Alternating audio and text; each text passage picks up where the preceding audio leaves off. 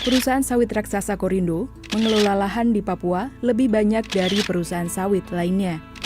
Mereka telah membuka lahan hampir 60.000 hektar. Area seluas Seoul, ibu kota Korea Selatan.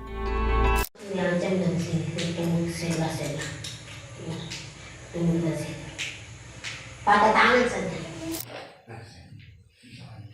Selama Ganjar pimpin di Jawa Tengah itu Wadas itu di Banyuwangi itu yang dampak-dampak negatif yang bahaya tuh. Orang di Jawa saja penggusuran rumah secara paksa orang masyarakatnya tidak kemana tidak ada itu, hanya digusur, lahannya direbut, tinggal begitu saja. Itu di Jawa saja rambutnya sama, bahkan kulitnya rasnya. Apalagi kita di Papua saja itu tidak ada masa depan dan tidak ada harapan bagi kita orang Papua.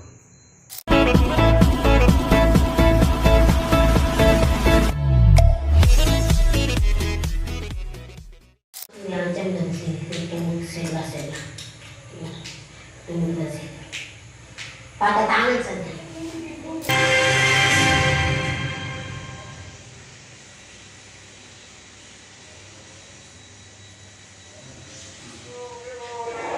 Hutan menjadi bagian tak terpisahkan dari kehidupan masyarakat. Ada hal yang penting, bagaimana area investasi yang diamankan ini betul-betul menjaga area investasinya, ya. Tidak diperalat oleh perusahaan untuk misalnya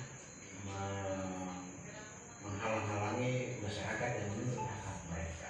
Keberadaan tenaga pengamanan tenaga keamanan di area perusahaan yang terlalu banyak, itu juga bisa berpotensi untuk adanya pelanggaran HAM. Berpotensi, ya.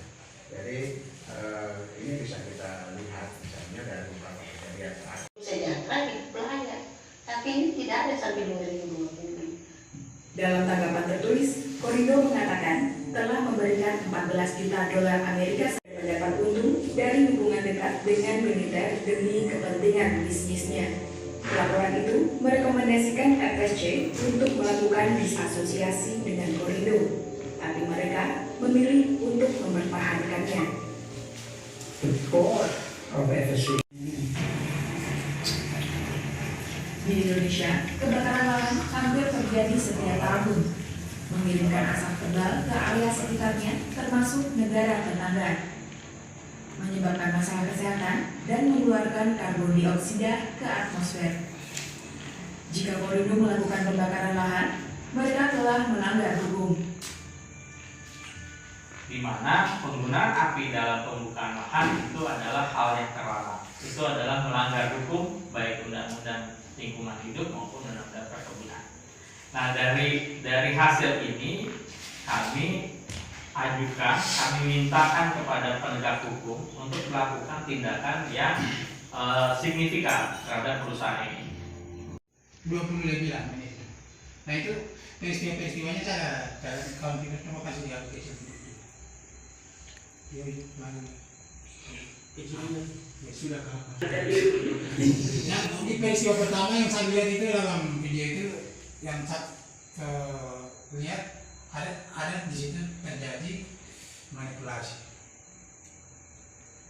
Nah, manipulasi mengapa tadi lihat bahwa ada tokoh adat itu tadi bilang di dalam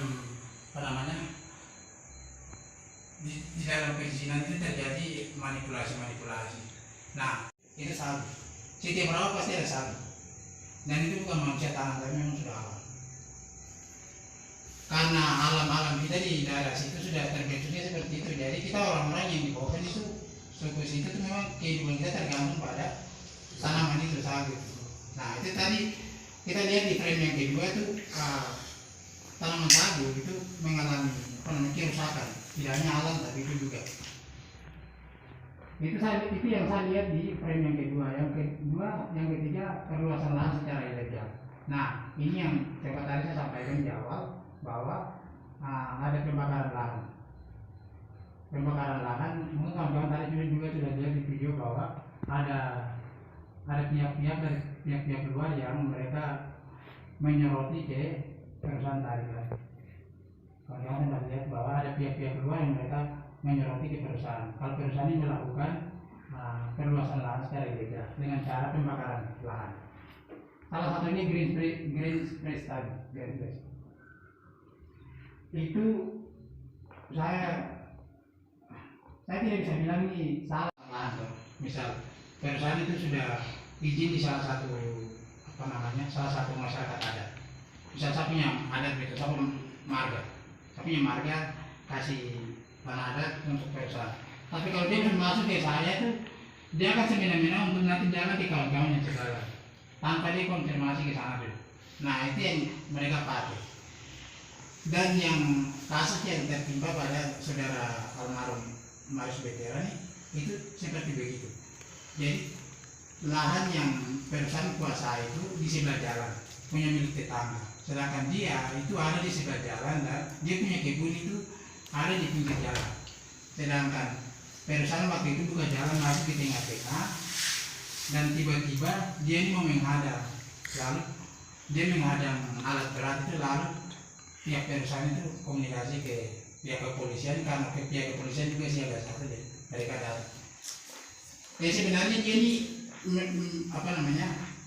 Marius Veteran ini dia bukan ditampar atau dianiaya, itu bukan di tempat kota apa tapi di tempat kebun itu. Itu dia kronologinya sebenarnya. Itu yang saya sempat lihat atau sempat lihat. Sebenarnya dia itu dianiaya di sana dan dia tidak selamat, dia meninggal. Itu bukti atau itu salah satu persoalan yang akhirnya muncul ke publik, baru banyak masyarakat tahu, kawan-kawan juga di sini mungkin tahu melalui media atau video dokumenter tadi. Sedangkan persoalan yang tidak berhasil untuk diliput itu saya pikir persoalannya banyak. Jadi perlawanan atau sengketa antara masyarakat lokal dengan pihak-pihak keamanan itu masalahnya banyak. Cuma yang kita tahu lah di Bogor itu jaringannya sama seperti Papua lain, jaringannya tidak beda. Jadi kita ada persoalan, kita mau up ke media itu sulitnya minta. Telepon saya tidak bisa, apalagi jaringan data. Nah itu. Jadi persoalan ini yang berhasil tembus ke publik, sedangkan yang lainnya masih tenggelam. Itu bagian pertengahan yang saya lihat. Para penguasa oligarki. Jadi siapapun yang dia menang itu ya hari ini pemenang di oligarki. Entah itu Persina atau siapa. Tapi kalau telak bagi orang kecil kita memilih. Itu negara demokrasi, kita memilih, tapi kita izinkan untuk menindas kita bagi hari ini. Jadi pastikan siapapun menang dia akan menindas kita nanti. Untuk khusus untuk orang Papua, dia akan bertentangan dengan perusahaan-perusahaan ilegal yang termasuk Korindo. Korindo itu yang sesuai konteks yang kita nonton hari ini. Tapi selain Korindo ini juga ada LNG yang perusahaan besar lagi di Merauke itu. Sampai itu Kalimuting sebelumnya itu awalnya itu kan orang bisa minum itu Kalimuting, tapi sekarang itu pengembangan dari perusahaan besar itu sampai sekarang sudah bisa lagi. Sama perusahaan Beret ini juga ada minyak di Sorong itu. Megawati sempat bukan Megawati jual itu sahamnya di Cina. Perusahaan besar PT seperti di Freeport itu dampaknya itu.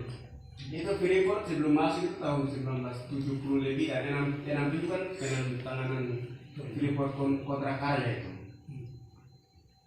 Nanti kalau tolong ada materi yang tolong yang tarikan nanti. Selama Ganjar pimpin di Jawa Tengah itu Wadas itu di Banyuwangi itu yang dampak negatif yang bahaya tuh. Orang di Jawa saja penggusuran rumah secara paksa orang masyarakatnya tidak ada itu. Hanya digusur, lahannya direbut, tinggal begitu saja. Itu di Jawa saja rambutnya sama, bahkan kulitnya rasnya. Apalagi kita di Papua saja itu tidak ada masa depan dan tidak ada harapan bagi kita orang Papua. Terus itu negatif masihnya. Itu orang masyarakat di Manta itu anime. Itu di sana minoritas itu akibat dari itu semenjak masuknya perusahaan dengan cara tekanan, intimidasi dan lain-lain, dengan iming-iming seperti yang kita nonton tadi itu, nanti perjanjian palsu, nanti yang janjinya akan tinggal janji itu. Nanti kita akan kasih air bersih, kamu nanti rakyatnya kasih sejahtera, anaknya nanti kita kasih beasiswa. Sampai sekarang kan belum. Itu bukan di Bovendigul saja, banyak itu di Kerom itu persis sekali, persis. Kalau di Jayapura itu Sentani hampir itu, sampai di Genyem itu daerah pertaniannya itu di Besum itu lahan-lahan padi itu. Kalau di Dere itu sawit itu kira-kira berapa hektar, hampir yang lebih besar itu yang di Korindo nih. Setelah itu di Rajawali di Kerom, setelah itu di Lerelan. Nah, jadi selama perusahaan masuk itu tidak pernah memikirkan pemilik wilayah di situ. Korindo ini perusahaan yang punya saham biasa itu Korea. Indo ini kan tinggal itu label saja supaya orang Indonesia itu daya tawar, supaya saya mau tanam saham di sini, tapi di berapa persen saya akan kasih. Itu sebagai daya tawar. Dia berapa persennya ambil. Makanya lu kasih nama itu Korindo, Korea Indonesia. Jadi itu Indonesia itu yang polisi tadi itu bukan gaya baru lagi, itu sudah lama. Bahkan sampai kita sering itu kita yang rasakan juga. Itu yang paling banyak korban sejarah masuk itu di Freeport itu. Sampai di berapa pelaku sejarah itu Mama Wamang itu masih ada juga. 2018 bersama dengan Dua itu kan sudah mengungsi di sana itu, di masyarakat di Sulu-Sulu itu kosong sampai sekarang, mengungsi ke Asmat, ke Duga itu kan di sana ke Duga tidak jelas, sudah tidak aman, mereka balik ke Sulu-Sulu, dari Sulu-Sulu lari ke Asmat, Bovendigul semua. Nah itu semua akibat dari itu. Kalau untuk mendekati dengan militeristik, dengan kasat orang di Jawa sini kalau militer itu kalau mau bertugas mungkin dengan kalau mau apel saja baru mereka pakaian lengkap. Setelah itu biasa-biasa saja. Tapi coba lihat aja di Papua sana itu penjajahan sejak kasat mata itu begitu. Orang tentara itu pakai itu apa? Pakaian lengkap, senjata. Terus seperti yang tadi berapa? 70 km ke jelas itu. Itu posnya berdekat-dekat. Itu memang itu daerah yang penjajah sedang menjaga daerah tertentu itu dengan pendekatan militer, dengan menakut-nakutkan rakyat setempat itu. Dia punya tujuan dengan ada untuk memuluskan perusahaan ini. Itu bukan Korindo saya, tapi ada anakannya lagi. Tanpa untuk memperdulikan itu rakyat setempat. Jadi itu bukan ini saya, tapi pada umumnya itu semua begitu. Dan untuk 30-20 tahun ke depan itu masa depan orang Papua dengan rakyat Papua itu tidak ada, karena Indonesia tidak pernah mempedulikan manusianya tapi sumber daya alamnya saja. Memang faktanya begitu.